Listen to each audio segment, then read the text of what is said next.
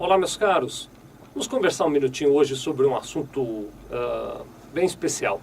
Quero falar com vocês sobre o desligamento de um sócio que é parte de uma sociedade limitada. Eu, antes de falar do assunto, quero mandar um abraço. Para quem é um abraço hoje? É para o Tomás Salete. Tomás, obrigado pela sua audiência, viu? Obrigado também por ter escrito aqui para a gente. Todos vocês que nos assistem valorizam esse trabalho que a gente faz, viu? Muito obrigado. Então, falando sobre o assunto do dia, que é a questão do desligamento de um sócio. Vamos imaginar o seguinte: eu e você somos sócios. E dentro dessa nossa sociedade, quando nós montamos a nossa empresa, nós fizemos uma coisa chamada contrato social. Já falei aqui até a respeito de contrato social.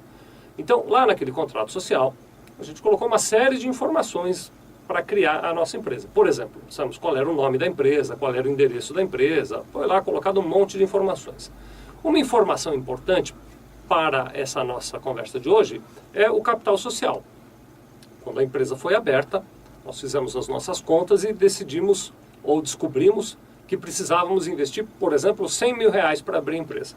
Então você colocou 70 mil reais, eu coloquei 30 mil reais, juntamos os 100 mil reais que precisavam. Este aí é o tal do capital social. Isso quer dizer, primeiro ponto, que como eu coloquei 30 mil reais, eu tenho 30% do capital social dessa empresa.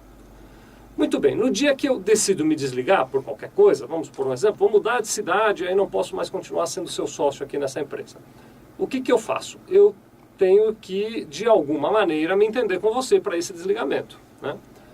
Como é que funciona esse desligamento? Primeira coisa, a primeira observação que precisa ser feita é que, além do capital social, no contrato social da nossa empresa, tem lá uma regra que diz como é que funciona o desligamento. Então, o primeiro passo, eu tenho que ir lá, pegar meu contrato social e dar uma lida na regra que fala sobre o desligamento.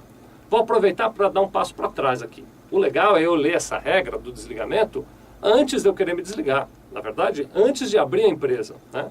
Porque se eu não concordo com a regra que está ali descrita no contrato social para o meu desligamento, e ele já está assinado e registrado, é tarde demais. Eu tenho que me submeter àquela regra. Então você vai pegar o contrato social da tua empresa, vai dar uma lida, e vai descobrir qual é a regra que está escrito ali.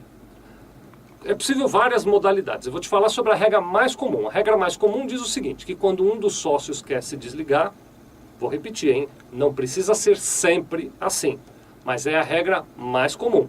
A regra mais comum diz que quando um dos sócios quer se desligar, ele tem que, primeiro, avisar ao outro com uma certa antecedência. Ou, se forem mais sócios, eu, você e mais duas pessoas, tem que avisar todos os outros sócios com uma certa antecedência. O que eu mais vejo são 30 dias de antecedência. Parece até um aviso prévio, né? Então eu, 30 dias antes de me desligar definitivamente da sociedade, mando uma comunicação para todos os outros sócios dessa sociedade limitada e digo, olha gente, eu quero me desligar do negócio.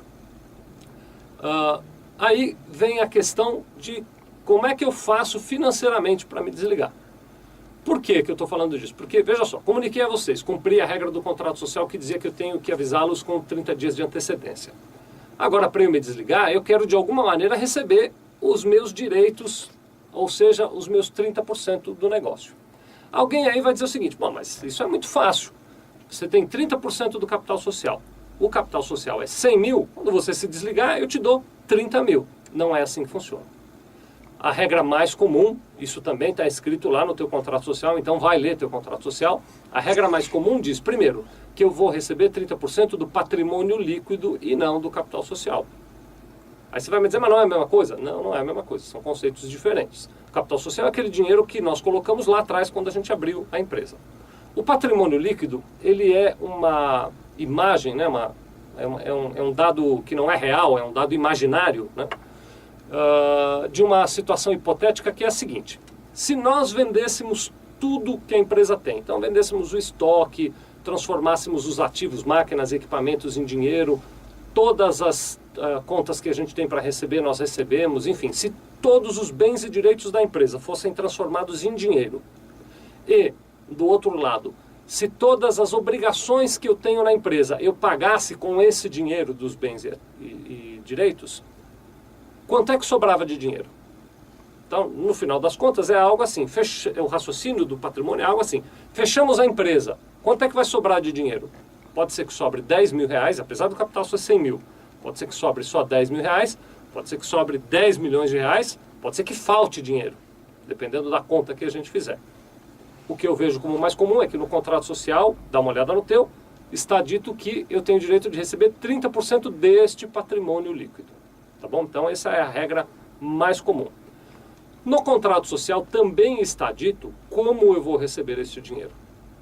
E aí, de novo, lá você tem liberdade de fazer como quiser. Mas a regra mais comum, o que eu vejo com mais frequência, é que está dito ali o seguinte: no dia em que eu quiser me desligar, eu aviso os demais sócios com um mês de antecedência, eles vão fazer um balanço especial para isso, vão neste balanço apurar o patrimônio líquido, vão me pagar 30% daquele patrimônio líquido em 12 parcelas.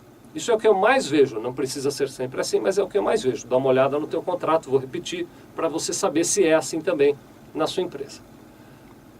Então, esta é uma hipótese. Quero me desligar, vocês vão ficar. Agora, eu quero dar um passo mais adiante, eu acho que esse primeiro raciocínio ficou claro, para falar para vocês sobre uma segunda hipótese.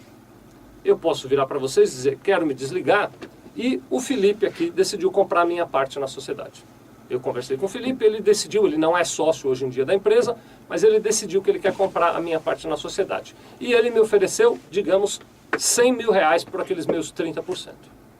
Eu faço a carta, comunico a vocês, digo o que o Felipe me ofereceu, como regra, ou melhor dizendo, comumente, os contratos sociais dizem que, em condição de igualdade, vocês têm a preferência de comprar as minhas cotas. Então, eu não poderia vender para o Felipe sem antes oferecer para vocês em condições de igualdade. Então, se vocês virarem para mim e dizer, não vende para o Felipe não, nós vamos comprar a sua parte por 100 mil reais, está resolvido o problema. Eu vendo para vocês, Felipe, não vai dar para vender para você, o assunto está encerrado.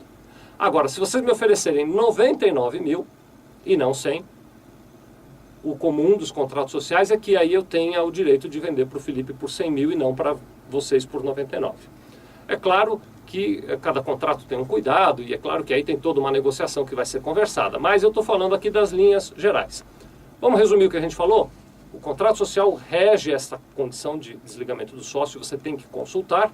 Como padrão, eu recebo 30% do patrimônio líquido, né? Então como padrão o sócio que se desliga, ele recebe um percentual do patrimônio líquido e se o sócio que vai se desligar tem uma oferta de venda, via de regra, ele tem que dar prioridade para os sócios que já estão na empresa para comprar a parte dele em condições de igualdade daquelas ofertas de venda que ele tiver. Tá bom?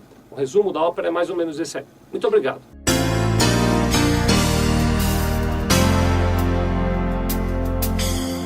Sevilha Contabilidade. Nós vendemos tranquilidade.